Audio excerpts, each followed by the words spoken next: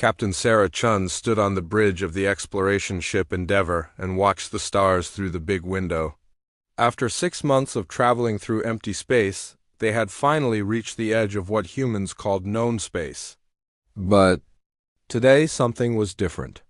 "Captain, we have contact," said Officer Kim from his station. His voice was calm, but Sarah could hear the excitement underneath. "Unknown ship approaching from the port side." Sarah moved to look at the screen. There it was, a ship unlike anything humans had ever built. It was long and graceful, almost like a piece of art floating in space.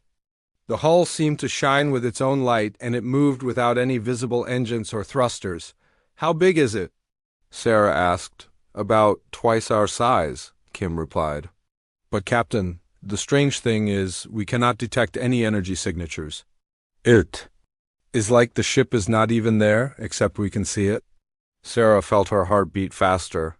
This was it, first contact with an alien species. Everything they did now would be remembered forever. She had trained for this moment her whole life. But nothing could really prepare someone for meeting beings from another world. "Open communication channels. All frequencies," she ordered. Before Kim could even touch his controls, a voice filled the bridge. It spoke perfect English, though there was something odd about the way the words sounded. "Human vessel, this is Council Prime. Valthus of the Zephyrian patrol ship Gentle Wind, we request permission to come aboard your ship. We bring greetings from the Galactic Empire." Sarah looked around at her crew. They all stared back at her with wide eyes. The alien had called their ship by name, though they had never sent any signals identifying themselves. "This is Captain Sarah Chun of the Earthship Endeavour," she replied. "You are welcome aboard our ship, Council Prime Valthus." "We thank you for your cooperation," the voice said. "We will arrive in your docking bay in 10 minutes. Please ensure your atmosphere is suitable for oxygen-breathing life forms." The communication ended, leaving the bridge in silence. "Captain," said Dr. Martinez, the ship's science officer, "how did they know we speak English? How did they know our ship's name?" Sarah shook her head. "I do not know, but we are about to find out. Kim, send word to all departments. We have visitors coming aboard. Security teams to the docking bay, but weapons stay holstered unless I give direct orders." 10 minutes later, Sarah stood in the docking bay with 5 of her crew members. She wore her best uniform and tried to look calm, even though her hands were shaking slightly. The bay doors opened to reveal the alien ship attached to their hull. It had connected without making any sound at all. A door appeared in the alien ship's hull, though Sarah could swear there had been no door there a moment before. Light poured out, and 3 figures stepped through. The aliens were tall, much taller than humans. They stood about 8 feet high and were very thin. Their skin was pale blue and seemed to glow softly.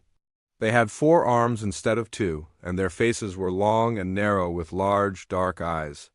They wore robes that seemed to be made of starlight itself. The one in front stepped forward and made a gesture that might have been a bow.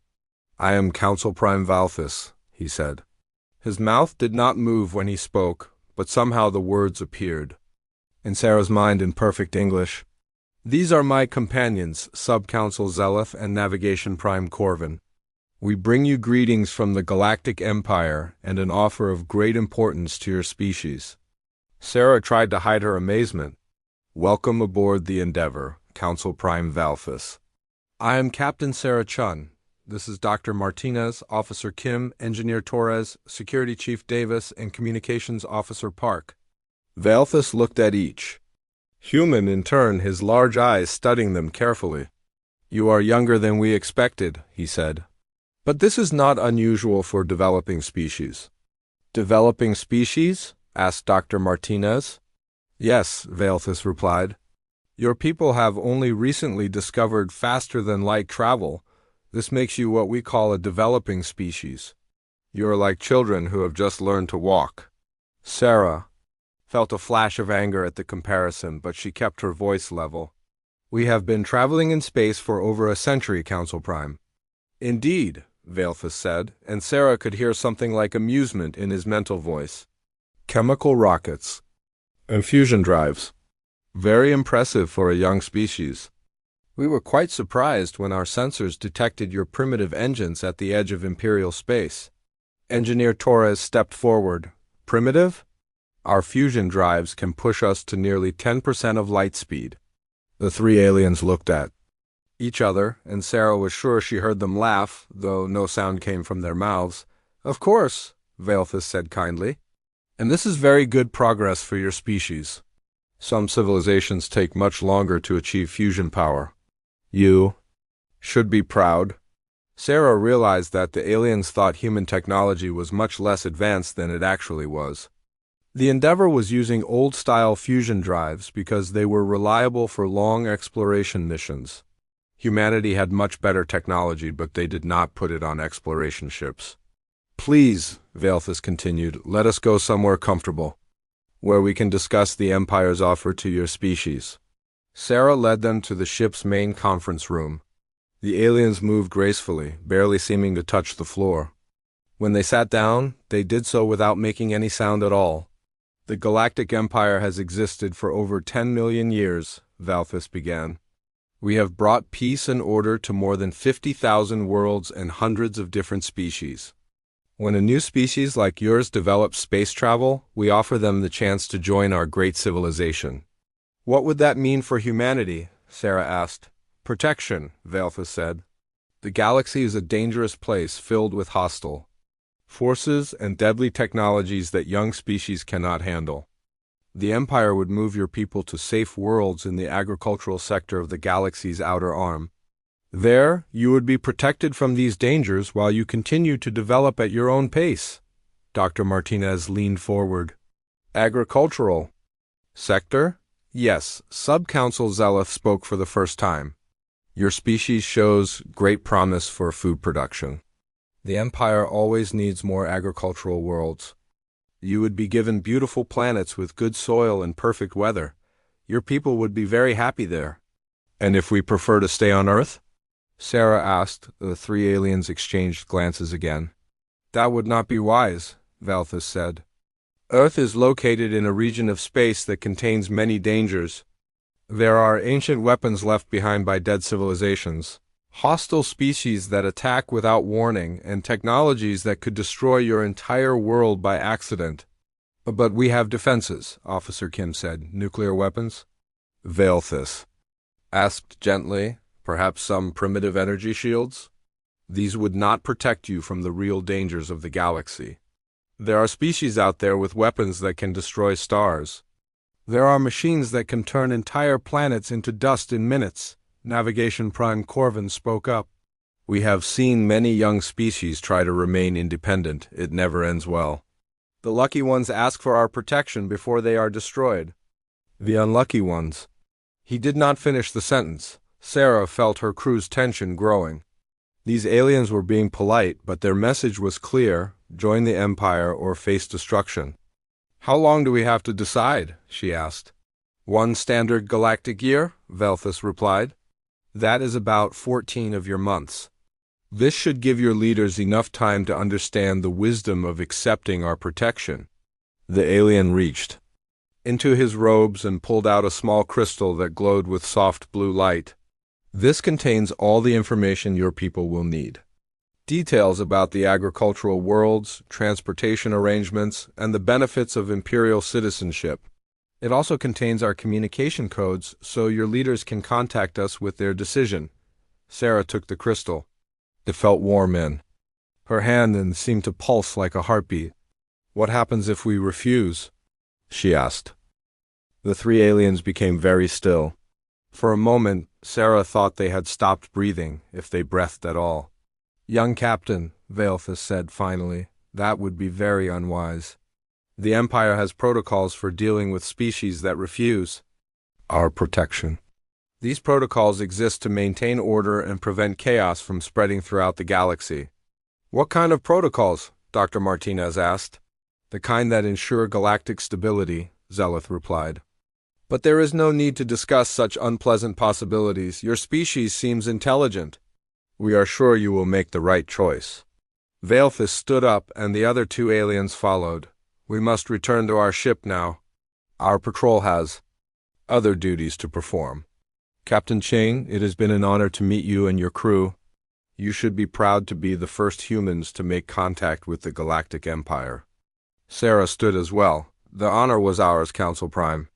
As they walked back to the docking bay, Velthus spoke again. Your ship is well built for such primitive technology.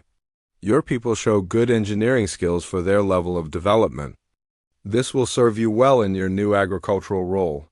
Thank you, Sarah said, though she was not sure it was really a compliment. The aliens boarded their ship, and the strange door disappeared again. Their ship detached silently and began to move away. Sarah and her crew watched through the docking bay windows as the elegant vessel accelerated smoothly. Within minutes it was gone, leaving no trace that it had ever been there. Back on the bridge, Sarah called a meeting of her senior officers. Well, she said, that was interesting. What did everyone think? They were very polite, said Dr. Martinez, but they basically told us to become farmers or die. Did anyone else notice how they talked about our technology? Engineer Torres asked. They kept calling our fusion drives primitive, but their ship looked like it was using ion propulsion. I have seen more advanced engines in our own shipyards. What do you mean? Sarah asked. Ion drives are clean and efficient, but they are not very powerful. Good for long-distance travel, but not much else. We stopped using them 20 years ago because we developed better systems. Security Chief Davis spoke up. They also seemed very confident that we could not defend ourselves. They mentioned nuclear weapons like that was the best we had. Communications Officer Park added, their translation technology was impressive, but everything else about their ship seemed, I do not know how to put it, old-fashioned. Sarah looked at the crystal in her hand. It was still pulsing with that soft blue light. Set course for Earth, she ordered. Best possible speed. I think our leaders need to see this as soon as possible. As the Endeavour turned toward home, Sarah could not shake the feeling that the aliens had made a serious mistake. They had looked at humanity's exploration ship and assumed it represented the best human technology. They had no idea what humans were really capable of. More importantly, they had threatened humanity. In Sarah's experience, that was never a good idea. The trip back to Earth would take 3 weeks. She hoped it would be enough time for the leaders back home to prepare for what was coming. Because one thing was certain, the Galactic Empire was going to be very surprised when they learned what humans were really like. 3 weeks later, Captain Sarah Chun stood in the most secure room on Earth. The Global Defense Council had called an emergency meeting the moment the Endeavour returned to Earth orbit. Around the oval table sat the most powerful people on the planet: President Martinez of the Americas, Prime Minister Singh of the Asian Federation, Chancellor Roberts of the European Union, and 6 other world leaders, but the real power in the room belonged to 2 people Sarah had never met before. Dr. Elena Vasquez sat quietly at the far end of the table, her dark hair streaked with gray and her eyes sharp as a blade. Next to her was Admiral James Park, a tall man with scarred hands who looked like he had seen real combat. Captain Chun, said President Martinez, please tell us exactly what happened during your encounter with these aliens.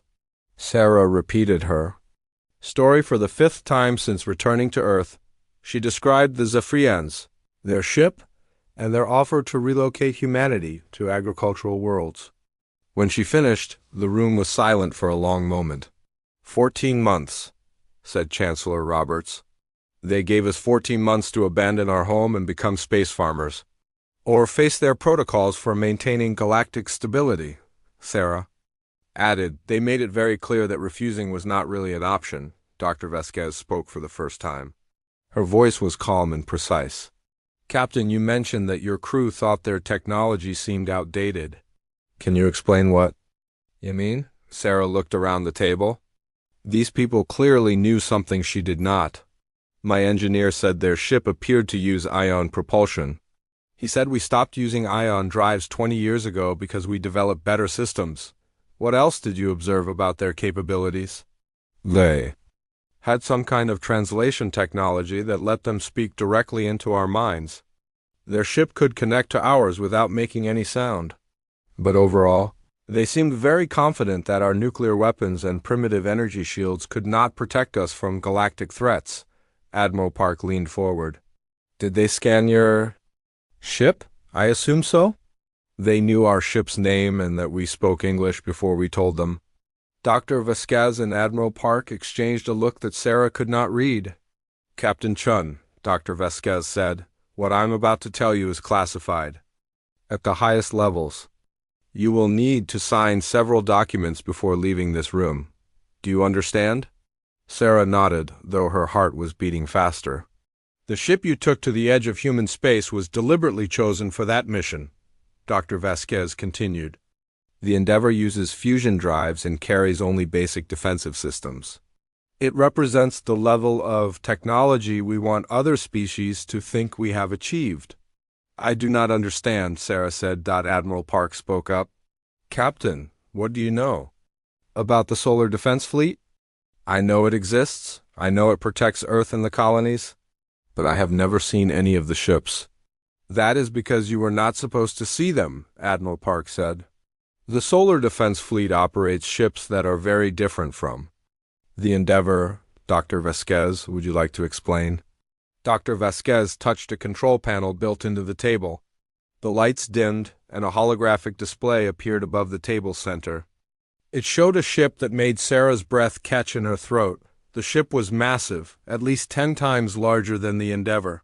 Its hull was black as space itself, and it had a shape unlike anything Sarah had ever seen. Instead of the smooth curves of the Endeavour, the ship was all angles and edges, like someone had built it for war. This is the CNS Indomitable, Dr. Vasquez said.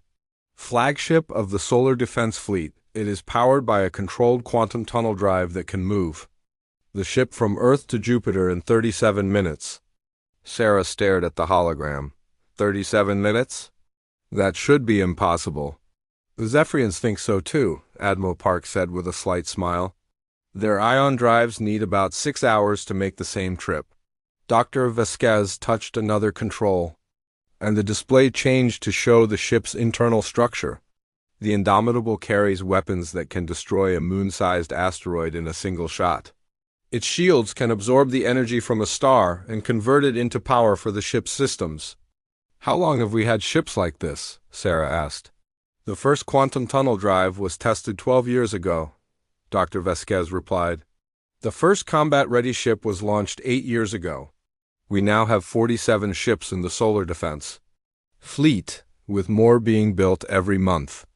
President Martinez spoke up. Captain, the reason we kept this technology secret was to avoid exactly the situation we now face. We learned early that advertising our capabilities might attract unwanted attention from hostile alien species. But why did the aliens think we were so primitive? Sarah asked. Admiral Park laughed, though there was no humor in it. Because we wanted them to think that. Every ship that leaves human space carries only older technology. Every signal we send into space is designed to make us look like we just discovered fusion power. We have been very careful to appear harmless. Dr. Vasquez changed the display again. Now it showed a comparison between the Zephyrian ship and a human warship. The differences were startling. Their ship uses ion propulsion, which is clean and efficient, but very slow, she explained. Our ships use quantum tunneling to move through folded space-time. Their weapons appear to be plasma-based, which is powerful but limited by the speed of light. Our weapons fire through dimensional rifts, so they hit their targets instantly regardless of distance. Their shields seem to be standard energy barriers, Admiral Park added. Our shields manipulate gravity itself. When their plasma beams hit our ships, the energy is redirected into hyperspace where it cannot hurt us. Sarah felt like the world was spinning around her. You are saying we are more advanced than the Galactic Empire? In some ways, yes, Dr. Vasquez said. Humans approached technology development differently than most species. Instead of focusing on elegance and efficiency, we focused on practical results and redundant systems. Admiral Park stood up and walked to the holographic display. Most alien species follow predictable technological paths. They develop along the same lines, making the same discoveries in the same order. This makes their technology powerful but also limited. Humans did not follow those paths, Dr. Vasquez continued. We developed quantum mechanics before we perfected fusion power. We discovered dimensional manipulation while other species were still using chemical rockets. Our entire approach to science has been different. Chancellor Roberts asked the question that was on everyone's mind. So, what do we do about the Zephyrian ultimatum? Dr. Vasquez and Admiral Park looked at each other again. This time, Sarah could read their expression clearly. They were looking forward to something. We decline their generous offer, Admiral Park said, politely but firmly.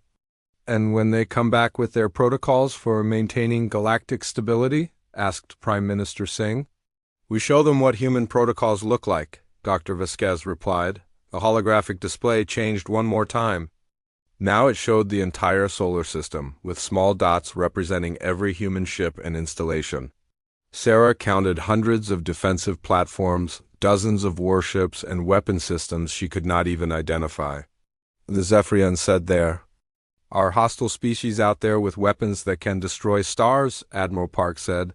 They were not lying. But what they do not know is that we have been preparing for those threats for years. Dr. Vasquez pointed to several dots near Jupiter. Those are our Starkiller defense platforms. If someone tries to destroy our sun, they will find it protected by gravitational field manipulators that can redirect any energy attack. These platforms. Near Mars are our early warning systems, Admiral Park added. They can detect ships entering our solar system from up to 50 light-years away. Nothing approaches Earth without us knowing about it. And this, Dr. Vasquez said, highlighting, a structure near Earth's moon, is our primary manufacturing facility. It can build a new warship in 6 days using automated systems and matter converters.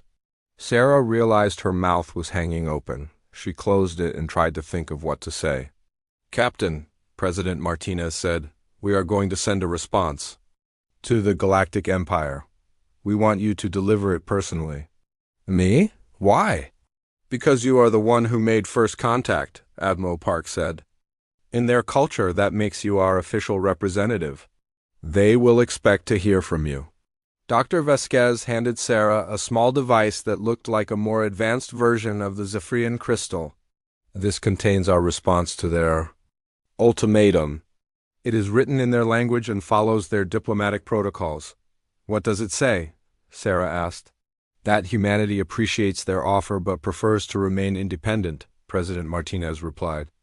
We also inform them that we are capable of defending ourselves and that any attempts to force us to relocate will be met with appropriate resistance. You think they will accept that? Admiral Park shook his head. No, they will probably send a battle fleet to demonstrate their superior firepower. Imperial species always do that when younger civilizations refuse their protection.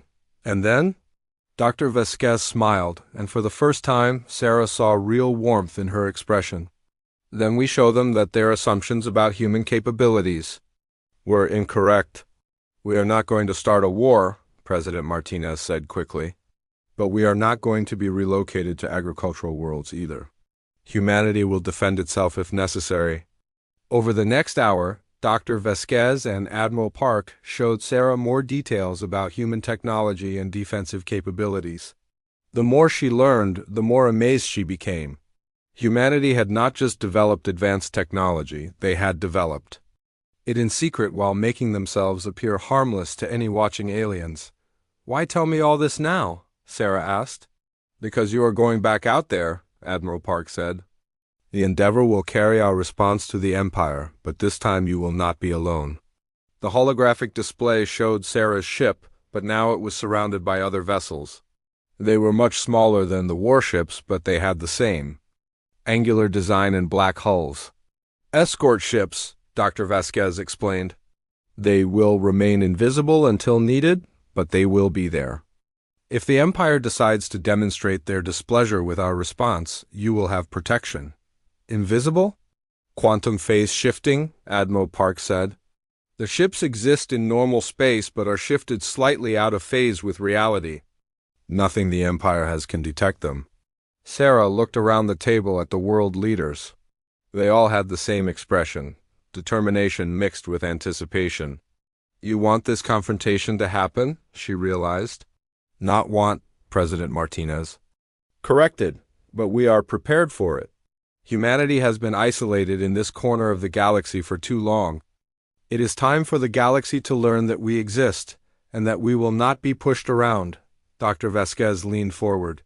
Captain, the Galactic Empire has ruled for 10 million years by convincing younger species that resistance is futile. They offer protection in exchange for submission, and most species accept because they believe they have no choice. But some species might choose differently if they knew there was an alternative, Admiral Park added. If they saw that a young species could stand up to the Empire and survive. Sarah understood. This was about more than just humanity's independence. This was about changing the balance of power in the galaxy. When do we leave? She asked. Tomorrow, Admiral Park replied. The Empire gave us 14 months to respond. We are going to respond in 3 weeks. That should get their attention. As the meeting ended, Sarah signed the security documents and prepared to leave. But Dr. Vasquez stopped her at the door. Captain, there is one more thing you should know. The quantum tunnel drive on your escort ships will allow you to return to Earth in 6 hours if needed. You will not be trapped out there. Thank you, Sarah said. Also, Dr. Vasquez added with that warm smile, try not to laugh when the Imperial fleet arrives. I know it will be tempting, but we want to maintain diplomatic courtesy as long as possible. As Sarah left the secure facility, she looked up at the stars and wondered what the Zephyrians would think when they learned the truth about humanity. Somehow, she did not think they were going to find it as amusing as humans did. 6 months had passed since Captain Sarah Chun delivered humanity's response to the Galactic Empire. The message had been clear and polite. Humanity would remain independent and govern itself. The Empire's reply had been silence, which everyone on Earth knew was not a good sign. Now Sarah stood on the bridge of the Endeavor again, but this time she was not alone in empty space. The edge of the solar system was crowded with human activity. Mining stations orbited distant asteroids. Patrol ships moved between the outer planets, and communication relays carried messages across billions of miles, what the Empire could not see were the 40 invisible escort ships surrounding the Endeavor, their quantum-phased hulls making them completely undetectable. Sarah knew they were there only because Dr. Vasquez had told her their positions before she left Earth. Captain, Officer Kim called from his station, we have multiple contacts approaching. 12 ships, large signatures coming from the direction of Imperial space. Sarah felt her heart start beating faster. How long until they arrive? At their current speed, about 2 hours. Open a channel to Earth, Priority 1. Within minutes, Admiral Park's face appeared on the main screen. Behind him, Sarah could see the command center of the Solar Defense Fleet with dozens of officers, monitoring displays and communication panels. Admiral, we have 12 Imperial ships approaching the edge of our solar system. We see them on our long-range sensors, Admiral Park replied. Larger than the patrol ship you encountered. These are warships, Captain. What are my orders? Stay calm, follow diplomatic protocols, and trust your escort ships. Do not reveal human capabilities until absolutely necessary. Let the Empire make the first move. The connection ended, leaving Sarah alone with her thoughts and her crew. 2 hours later, the Imperial fleet dropped out of faster-than-light travel at the edge of human space. Sarah had thought the single Zephyrian patrol ship was impressive, but the battle fleet took her breath away. Each ship was over a mile long, with hulls that gleamed like polished metal and elegant curves that made them look more like sculptures than weapons of war. They moved in perfect formation, 12 identical vessels that spoke of power and ancient authority. The largest ship moved ahead of the others and opened communication channels. Human vessel Endeavor, this is Council Prime Valthus aboard the Imperial flagship Eternal Harmony. We are disappointed by your species' response to our generous offer. Sarah took a deep breath and activated her own communications. Council Prime Valthus, this is Captain Sarah Chun. Humanity appreciates the Empire's offer, but we have chosen to remain independent. Captain Chun, we hoped your leaders would show more wisdom. The galaxy is a dangerous place, and young species that refuse Imperial protection rarely survive long. Through her ship's sensors, Sarah watched the Imperial fleet spread out into what she recognized as a battle formation. The ships were positioning themselves to cover all possible escape routes from the solar system. Your response has forced us to demonstrate why Imperial protection is necessary, Valthus continued. We will show you the fate of species that refuse to accept their proper place in the galactic order. Sarah's communications officer whispered to her, Captain, they are charging weapons. Energy readings are off the charts. On her screen, Sarah could see the Imperial ships beginning to glow as their weapon systems came online. Each ship carried plasma cannons that could level cities and energy projectors that could crack the surface of a planet. We will begin with your mining colonies on the outer asteroids, Valthus announced. This will demonstrate our capabilities while minimizing the loss of life. Perhaps seeing our power will help your leaders understand the wisdom of accepting our protection. Sarah looked at her crew. They were all staring at her, waiting for orders. She knew that invisible human ships surrounded them, armed with weapons. But that could turn the Imperial fleet into space dust in minutes. But Admiral Park had been clear, let the Empire make the first move. Council Prime Valthus, she said, I urge you to reconsider. Attacking human installations would be an act of war. It would be an act of correction, Valthus replied. Young species must learn their limitations. The first Imperial ship fired its plasma cannons at the nearest mining station. The orange beams of superheated matter streaked through space, carrying enough energy to vaporize a small mountain. Sarah watched in horror as the attack approached the mining station where 300 humans worked extracting metals from asteroids. Then, something impossible happened.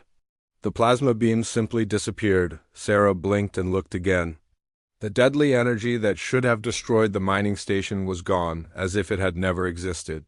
The Imperial weapons had fired, but their target remained completely undamaged. What? The word escaped from Valthus before he could stop it. For the first time since Sarah had met him, the alien sounded confused. A new voice cut across all communication channels. It was calm, professional, and completely human. Imperial Fleet, this is Admiral James Park of the Solar Defense Force. Your weapons are being countered by localized gravitational field manipulation.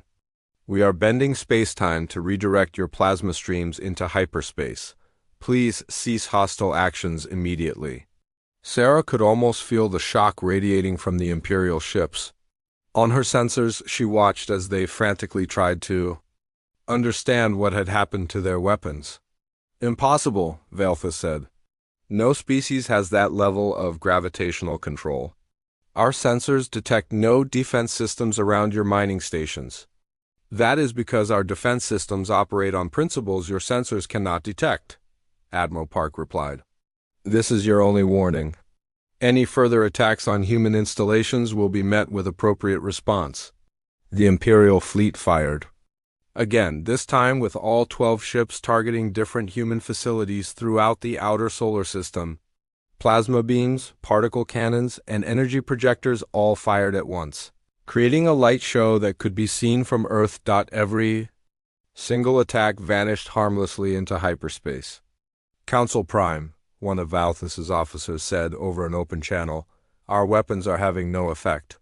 Whatever is protecting their installations is beyond our understanding.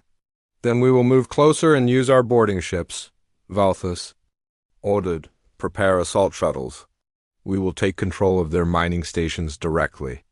That was when Sarah's invisible escort decided to reveal themselves. The space around the Imperial fleet suddenly filled with human ships. They appeared without warning, as if reality had simply decided they should exist. 40 sleek black vessels materialized between the Imperial fleet and the human installations, their angular hulls a stark contrast to the elegant alien ships. The Imperial ships immediately tried to target the human vessels, but their sensors could not get a solid lock. The human ships seemed to phase in and out of existence, solid one moment and ghostly the next. How are they doing that? demanded Sub-Council Zelith from one of the Imperial ships. Captain Torres's voice came from the lead human escort ship. Quantum phase shifting. We exist in normal space but slightly out of phase with standard reality. Your sensors are designed to detect matter that exists fully in this dimension. Sarah watched as one of the human escort ships moved directly between two Imperial dreadnoughts. The alien ships tried to fire on it, but their plasma beams passed harmlessly through the phased hull. "This is impossible," Valthus said. "No species should have this level of technology. You have only had spaceflight for a few centuries." "Council Prime," Admiral Park's voice was patient, almost kind. "You made the same mistake that many older species make. You assume that technological development follows predictable paths." Another voice joined the conversation, this one belonging to Dr. Vasquez. "This is Dr. Elena Vasquez, head of Human Technological Development. Perhaps I can explain what you are seeing." The main screen on Sarah's bridge lit up with a technical display that was being broadcast to all ships in the area. It showed a comparison between typical alien technology and human innovations. "Most species develop technology in a linear fashion," Dr. Vasquez explained. "You master chemical propulsion, then nuclear power, then fusion, then antimatter, and so on. Each step leads logically to the next." The display showed how human technology had developed differently. Instead of following the standard path, humans had made quantum leaps in understanding that skipped entire technological generations. Humans approach science differently. We developed quantum mechanics before we perfected chemical rockets. We discovered dimensional manipulation while we were still using steam engines on our home planet. Our entire technological base is built on principles that most species do not discover for millions of years. On the screen, the differences became clear.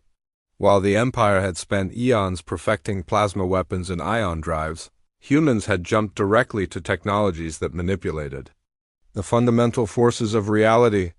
"Your plasma weapons are very impressive," Dr. Vasquez continued, "but they are still just directed energy.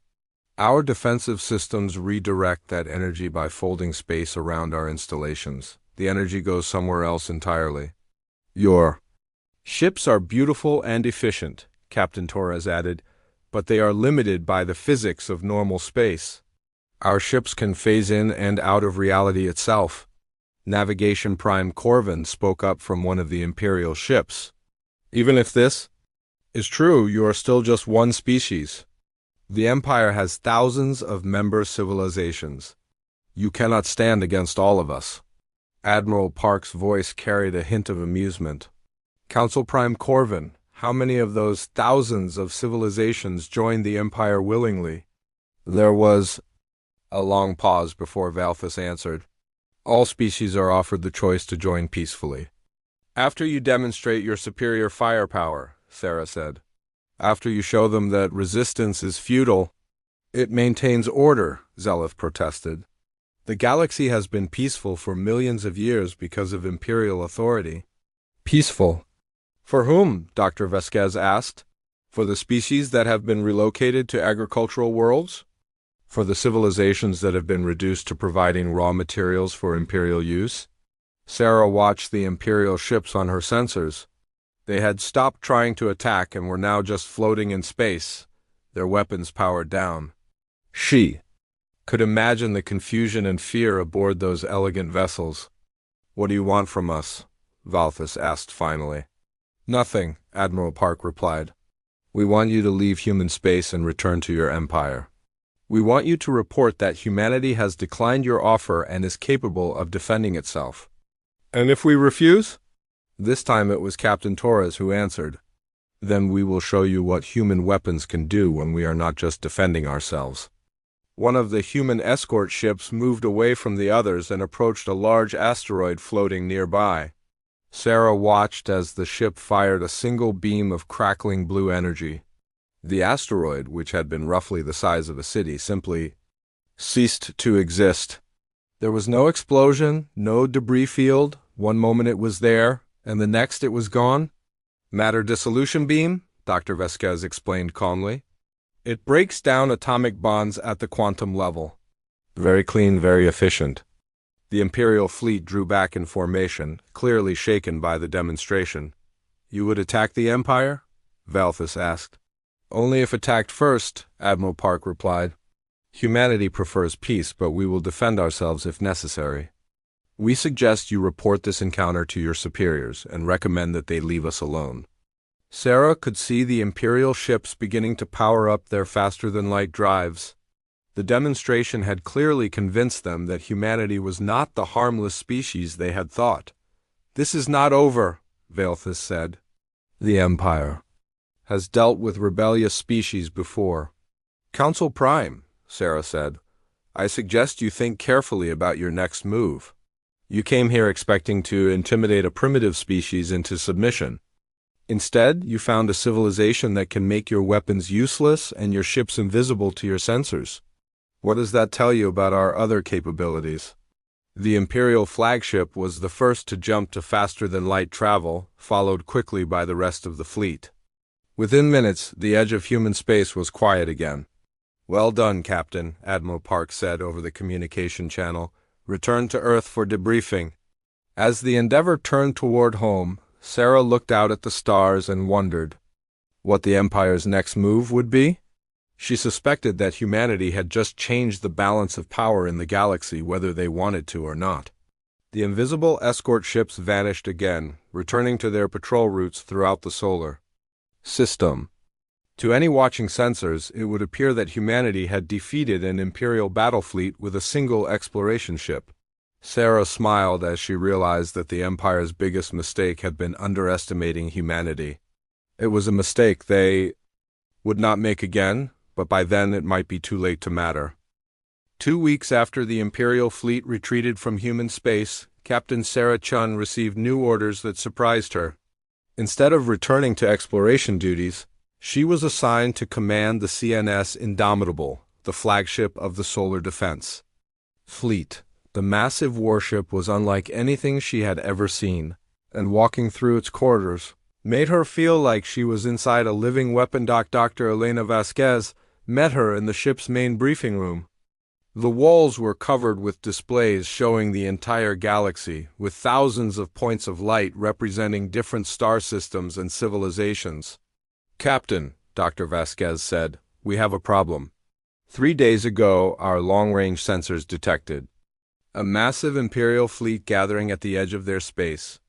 Over 200 ships, including some we have never seen before. Sarah looked at the tactical display. The Imperial fleet was enormous, stretching across several light-years of space. They are preparing for war. Yes, but not just with us. Our intelligence networks have intercepted Imperial communications. They are calling this a galactic stability operation.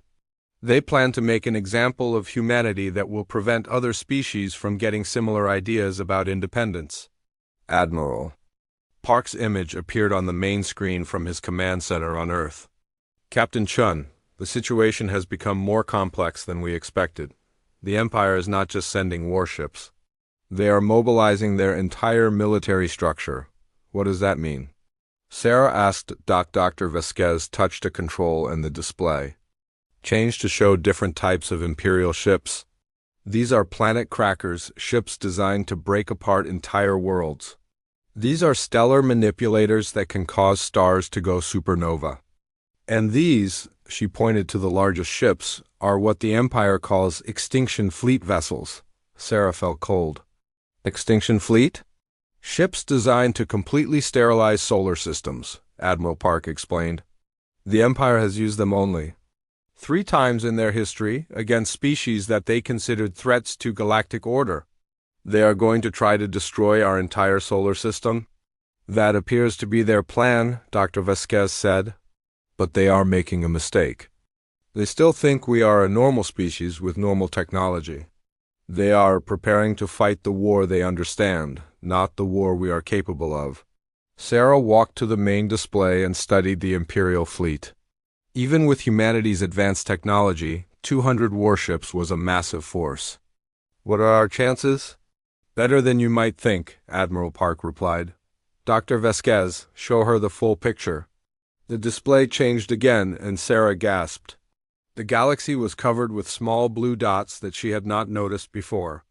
There were thousands of them, scattered across hundreds of star systems. "What are those?" she asked. "Human intelligence networks," Dr. Vasquez said. "For the past 15 years, we have been placing monitoring stations throughout the galaxy. Most alien species never notice them because they are cloaked using the same quantum phase technology as our ships." "We know everything," Admiral Park added. "Every Imperial ship movement, every communication, every strategic plan. We have been watching and learning while they thought they were the only advanced civilization in the galaxy."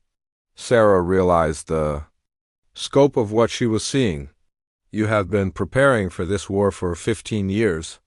"We have been preparing for the possibility," Dr. Vasquez corrected. "We hoped it would never be necessary, but we knew that eventually we would encounter a hostile alien civilization. The Empire just happened to be the first." Admiral Park leaned forward. "Captain, there is something else you need to know. We are not going to fight this war defensively. We cannot allow the Empire to threaten human space whenever they feel like it." "What do you mean?" Dr. Vasquez smiled, and Sarah was beginning to recognize that expression. It meant humanity was about to do something that would shock the galaxy. "We are going to take the war to them," she said. "But first we are going to give them one more chance to reconsider." Over the next 3 days, Sarah learned about human preparations that had been hidden even from most government leaders. The Solar Defense Fleet was much larger than anyone had revealed. Over 300 ships of various sizes, all equipped with technology that made them invisible to Imperial sensors. More importantly, humans had built something called the Deep Strike Network. It was a system of automated weapons platforms hidden throughout Imperial space, placed there over years by ships too small and too stealth for the Empire to detect. The platforms can destroy Imperial ships, stations, and even entire fleets, Dr. Vasquez explained. But they are designed to activate only in response to an attack on human space. If the Empire leaves us alone, the platforms remain dormant forever. And if they attack us, then we demonstrate that humanity can reach every corner of their empire whenever we choose. On the 4th day, the Imperial fleet began moving toward human space. It was a sight that should have terrified any normal species. 200 of the most powerful warships in the galaxy, advancing in perfect formation toward a single star system. Sarah stood on the bridge of the Indomitable as Admiral Park's final message was transmitted to the Imperial fleet. "Council Prime Valthus, this is Admiral James Park of the Solar Defense Force. Your fleet is approaching human space with obvious hostile intent. We offer you one final opportunity to withdraw and avoid unnecessary bloodshed." The reply came back within hours. Valthus's voice was cold and formal. "Admiral Park, the Galactic Empire has tolerated your species' defiance long enough. You will surrender unconditionally or face complete extinction. These are the consequences of refusing Imperial protection." "In that case," Admiral Park replied, "we will demonstrate the consequences of threatening humanity." The Imperial fleet was still 3 days away from the edge of human space when the Deep Strike Network activated. Sarah watched from the Indomitable's bridge as reports came in from across the galaxy. In Imperial space, hundreds of weapons platforms had suddenly appeared and begun targeting Imperial installations. Military bases, shipyards, communication relays, and supply depots were destroyed in minutes, but the platforms were careful. They targeted only military installations and made sure no civilian populations were harmed. It was a precise surgical strike that crippled the Empire's ability to wage war without killing innocent people. "How many platforms did we have out there?" Sarah asked. 837, Dr. Vasquez replied. "Placed over 12 years and covering 43 Imperial star systems." On the main screen, they watched as reports flooded in. The Imperial fleet had stopped advancing and was trying to coordinate a response to attacks happening across half their territory. "Council Prime Valthus," Admiral Park's voice was broadcast on all Imperial frequencies. "You now understand that humanity can strike anywhere in your empire at any time. Your fleet is isolated and cut off from resupply. Your military infrastructure has been severely damaged. We suggest you reconsider your position. The response took several hours to arrive. When it came, Valthus sounded very different from the confident alien who had first visited human space. Admiral Park, your attacks on Imperial territory are acts of war against a civilization that has maintained galactic peace for millions of years. Council Prime, Dr. Vasquez replied, your civilization has maintained galactic submission, not peace. There is a difference. Sarah watched as more reports came in. The Deep Strike Network had done more than just destroy military targets. It had also activated communication beacons that began broadcasting a message to every world in Imperial space. That the message was simple. This is humanity. We have demonstrated that the Galactic Empire can be resisted. Any species that desires independence from Imperial control can contact us through the attached communication frequencies. We offer alliance and protection to any civilization willing to stand up for itself. You are inviting rebellion, Valthus said. We are offering freedom, Admiral Park corrected. Something your empire has denied to countless species for millions of years. Over the next day, something unprecedented happened in Imperial space. Worlds that had been under Imperial control for millennia began declaring independence. Most were species that had been relocated to agricultural worlds or resource extraction planets, but some were civilizations that had joined the Empire voluntarily and now saw a chance to leave. The Imperial fleet found itself dealing with rebellions throughout their territory while still trying to threaten humanity. It was clear they could not do both effectively. Sir, Communications Officer Park reported to Admiral Park. We are receiving contact requests from 47 different species. They all want to know more about the alliance we offered. Sarah realized that humanity had just triggered the largest political crisis in galactic history. The Empire's authority was based on the idea that resistance was impossible. By demonstrating that a young species could not only resist, but actually attack Imperial territory, humans had shattered that illusion. Council Prime Valthus, Admiral Park said, your empire is falling apart because your own subjects no longer believe in your invincibility. You have two choices. You can withdraw your fleet and negotiate a peaceful solution, or you can continue this war and watch your empire destroy itself. The Imperial fleet held position for another day while Valthus presumably consulted with his superiors. When the response finally came, it was not what anyone expected. Admiral Park, the Imperial Council has authorized me to negotiate a ceasefire. Sarah looked at Dr. Vasquez in amazement. They are surrendering? Not surrendering, Dr. Vasquez said. But they are admitting that they cannot win this war without losing their empire. The negotiations took place in neutral space, aboard a human diplomatic vessel that was escorted by ships from both fleets. Sarah was chosen to represent humanity because she had made first contact, while Valthus represented the Empire. The meeting was surreal. The same alien who had offered to relocate humanity to agricultural worlds now sat across from Sarah asking for terms that would allow his empire to survive. What does humanity want? Valthus asked. Sarah looked at the list Dr. Vasquez had given her. First, immediate recognition of human independence and sovereignty over our space. Second, establishment of the Terran Accord, an alliance of species that choose independence from Imperial control. Third, gradual transition of Imperial member species to voluntary association rather than forced submission. That would mean the end of the Empire as it has existed for millions of years, Valthus said. Yes, Sarah replied. But it would also mean the beginning of something better, a galaxy where species cooperate because they choose to, not because they are forced. T.O. Valthus was quiet for a long time. Finally, he spoke. My species ruled this galaxy for so long that we forgot other ways of thinking were possible. We believed our system was the only way to maintain order. Order and peace are not the same thing, Sarah said. You maintained order through fear. We are offering peace through choice. The negotiations continued for 3 days. In the end, the Empire agreed to most of humanity's demands. The Imperial fleet would withdraw from human space. Species that wanted independence would be allowed to leave the Empire peacefully. The Empire would transition from an authoritarian system to a voluntary confederation over the next 50 years. In exchange, humanity agreed to help maintain stability during the transition and to share some of their defensive technologies with former imperial worlds that chose independence.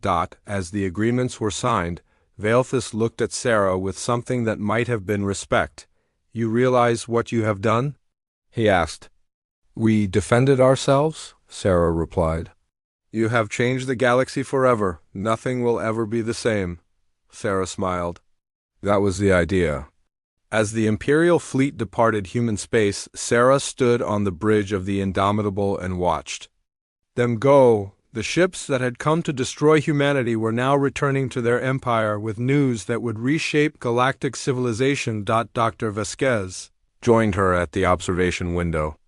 "So what happens now?" "Now we build something better," Sarah said. "A galaxy where species cooperate as equals instead of as masters and subjects. It will not be easy. Some imperial species will resist change. Some independent worlds will not know how to govern themselves," Sarah nodded. "But for the first time in millions of years, they will have the choice to try." As the last Imperial ship disappeared into faster-than-light travel, Sarah realized that humanity had accomplished something remarkable. They had not just defended their independence, they had given independence back to an entire galaxy. 1 year after the Imperial fleet retreated from human space, Captain Sarah Chun stood in the command center of New Geneva Station, humanity's first diplomatic outpost in neutral space. Through the massive observation windows, she could see ships from dozens of different species arriving and departing. It was a sight that would have been impossible just months ago. The station orbited a small moon between human space and what used to be the heart of the Imperial territory. It had become the headquarters of the Terran Accord, the alliance that now included 43 different species, who had chosen independence from the crumbling galactic empire. Dr. Elena Vasquez approached Sarah with a datapad containing the latest reports from across the galaxy. "The transition is going better than we expected," she said. 17 more worlds have declared independence this month, and most are requesting membership in the Accord. Sarah looked at the reports. Each one told a story of species that had been under imperial control for thousands of years, finally choosing to govern themselves. Some transitions had been smooth, but others had required help from human advisors and defensive technologies. "Any problems?" Sarah asked. "A few. The Kralik system is having trouble organizing their government. They have been ruled by imperial governors for so long that they do not remember how to make their own decisions. And the Venturi Trade Federation is asking for help with defense systems. Apparently, some imperial hardliners are still trying to force them back into submission." Through the window, Sarah watched as a sleek Zephyrian ship docked with the station.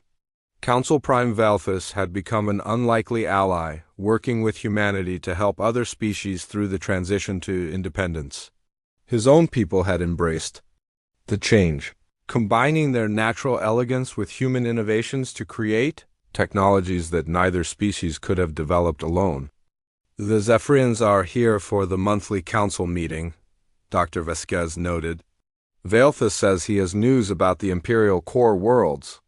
An hour later, Sarah sat in the main conference room with representatives from 20 different species.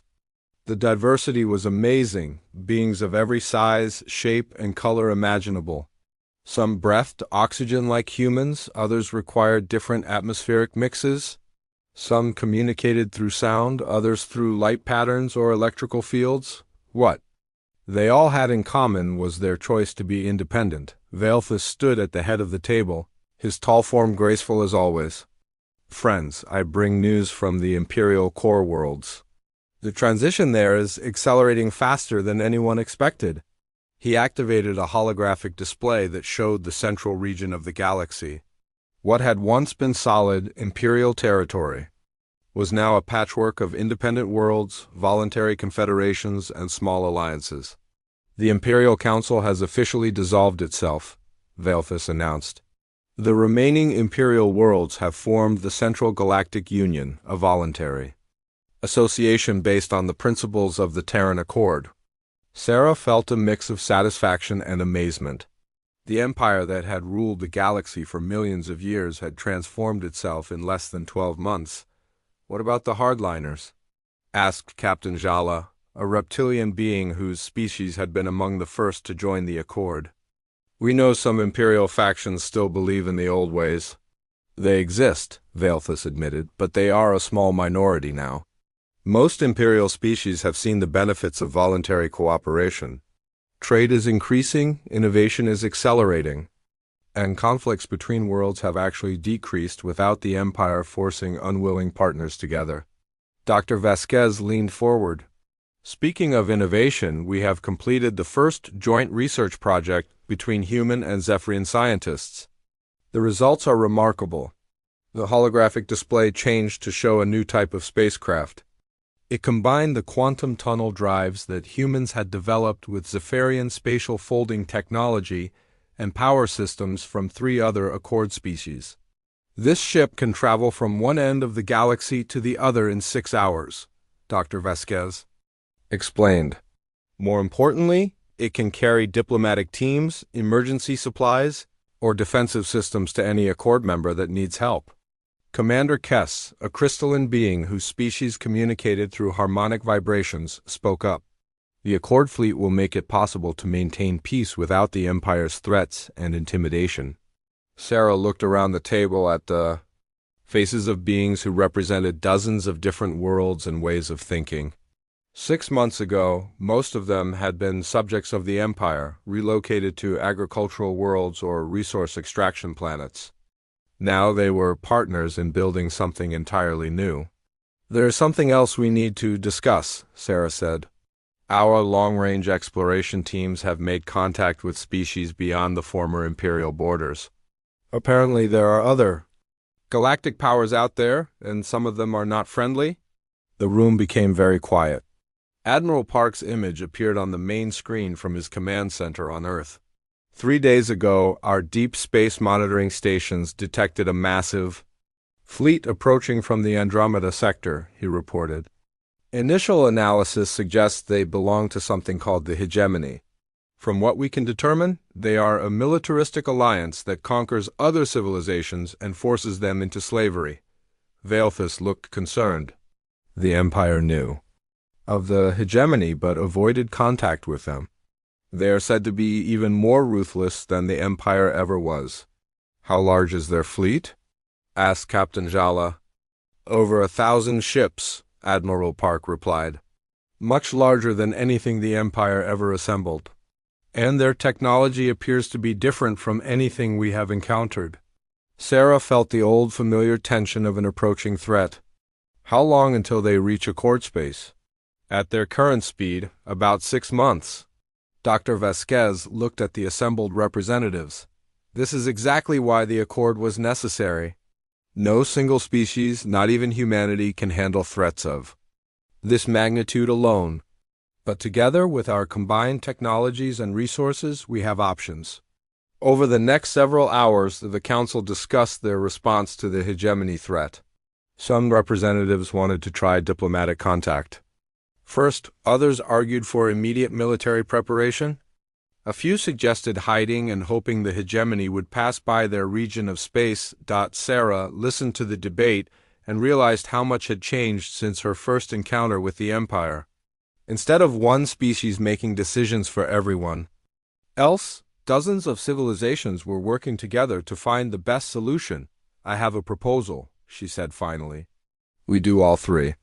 We prepare our defenses, we attempt diplomatic contact, and we make plans to evacuate civilian populations if necessary.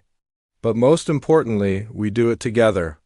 The vote was unanimous. Over the following months, Sarah watched as the Terran Accord transformed from a loose alliance into a true galactic confederation. Human defensive technologies were shared with all member species, while alien innovations enhanced human capabilities in return. the Zephyrians, contributed their mastery of spatial manipulation. The Kraliks provided advanced materials that could withstand any known weapon. The Venturis shared their expertise in logistics and supply management. Dozens of other species added their own unique knowledge and abilities. When the Hegemony fleet finally arrived at the edge of Accord space, they found something they had never encountered before: a united alliance of free species prepared to defend their independence. The Hegemony commander, a being called War Prime Draxus, demanded immediate surrender from what he called the rebel coalition that had destroyed the rightful imperial order. Sarah, now serving as the first elected president of the Terran Accord, gave the response that would be remembered for generations. War Prime Draxus, this is President Sarah Chun of the Terran Accord. We are not rebels. We are free beings who have chosen to cooperate as equals. Your demand for surrender is denied. The Hegemony's response was swift and brutal. They attacked the nearest Accord world with weapons designed to break planetary defenses and enslave populations. They discovered that the Accord had learned from humanity's example. The Hegemony weapons struck barriers that redirected their energy into hyperspace. Their ships found themselves surrounded by vessels that could phase in and out of reality at will. Their boarding parties encountered defensive systems that could trap invaders in localized time loops, but the Accord did not stop at defense. Using the combined knowledge of dozens of species, they had developed new technologies that amazed even human scientists. Zephyrian spatial folding allowed Accord ships to attack from multiple dimensions simultaneously. Kraliks materials made it possible to build weapons that fired concentrated gravity waves. Venturi logistics networks ensured that Accord forces could be resupplied instantly across vast distances. The war lasted only 3 weeks. When it ended, the Hegemony had lost half their fleet and their entire command structure. War Prime Draxus found himself facing the same choice the Empire had been given: negotiate or face complete destruction. Unlike the Empire, the Hegemony chose to fight to the end. It was a mistake they did not survive to regret. Standing on the bridge of the new flagship Liberty, Sarah watched as the last Hegemony ship was either destroyed or surrendered. The Accord had won its first major war, but more importantly, it had proven that free species working together could overcome any threat. Dr. Vasquez joined her at the observation window. "What are you thinking about?" "About that first day when the Empire offered to relocate us to agricultural worlds," Sarah replied. "They thought they were being generous, offering protection to a primitive species. And now?" Sarah smiled as she watched Accord ships from dozens of different species working together to secure the captured Hegemony vessels. Now, the galaxy has learned that freedom is worth fighting for, and that cooperation is stronger than domination. A year later, Sarah stood once again in the conference room of New Geneva Station. But now the table was much larger, and it held representatives from over 200 different species. The Terran Accord had grown beyond anything its founders had imagined. Some members were former imperial worlds that had chosen independence. Others were species that had been liberated from Hegemony control. Still others were civilizations that had heard about the Accord and traveled vast distances to join an alliance of free beings. "The quarterly reports show remarkable progress," Dr. Vasquez announced to the Assembly. "Trade between member worlds has increased by 300%. Scientific collaboration has led to breakthroughs that are revolutionizing technology across the galaxy. And most importantly, we have not had a single war between member species." Captain Jala, now serving as the Accord's Minister of Defense, added her own report. "Our defensive capabilities continue to improve. The new fleet designs combine technologies from 15 different species. Any hostile force that threatens Accord space will find us more than ready." Veilthus, who had been elected as the Accord's Minister of Diplomacy, spoke about their ongoing exploration efforts. "Our long-range scout ships have made contact with 3 more galactic civilizations. 2 have expressed interest in trade agreements. The 3rd is asked to join the Accord directly. Sarah looked around the room at beings who represented hundreds of different worlds and ways of life.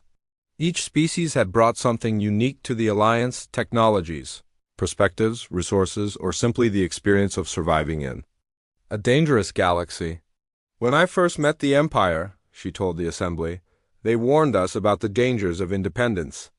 They said young species that refused imperial protection rarely survived long." She paused and looked out the window at the ships of dozens of different species working together in the space around the station. They were wrong about almost everything, but they were right about one thing: the galaxy is dangerous. There are hostile civilizations, deadly technologies, and threats that could destroy entire worlds. The room was completely silent as representatives from across their galaxy listened to her words. But they made a fundamental mistake. They thought the only way to survive these dangers was through submission to a greater power. They never considered that free beings working together might be stronger than any empire built on fear and domination. Sarah smiled as she looked at the faces around the table, some familiar like humans and Zephyrians, others so alien that communication required technological assistance. Today, the Terran Accord includes worlds from one end of the galaxy to the other. We have turned former enemies into allies, former subjects into partners, and former isolation into cooperation.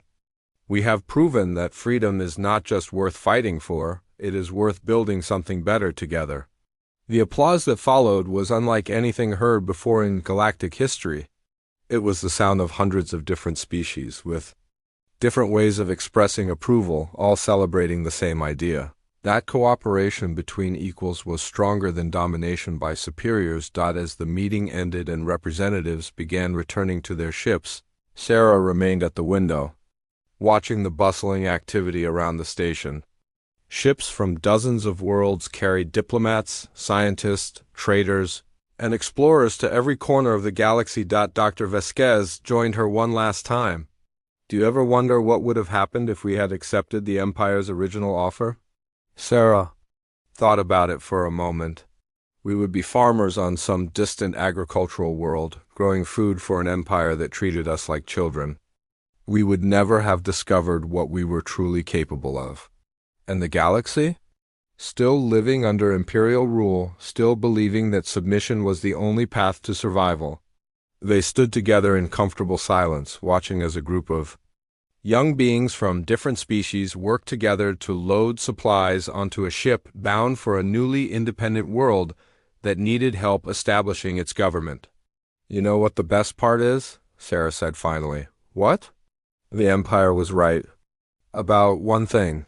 They said we were like children who had just learned to walk." She smiled as she watched the diverse group of young beings laughing together despite their different languages and customs. They just never realized that children who learn to walk eventually learn to run, and run faster than anyone who has been sitting still for millions of years. As the Liberty prepared to depart New Geneva Station for another diplomatic mission, Sarah looked back at the station one more time. It had started as humanity's first outpost in neutral space. Now it was the heart of a galactic civilization, built on freedom, cooperation, and the radical idea that different species could work together as equals. The Galactic Empire had laughed at humanity's warning that they would not submit to imperial authority. They had thought it was the threat of a primitive species that did not understand its place in the galactic order. They had been right about it being a warning. They had just been wrong about who was really in danger.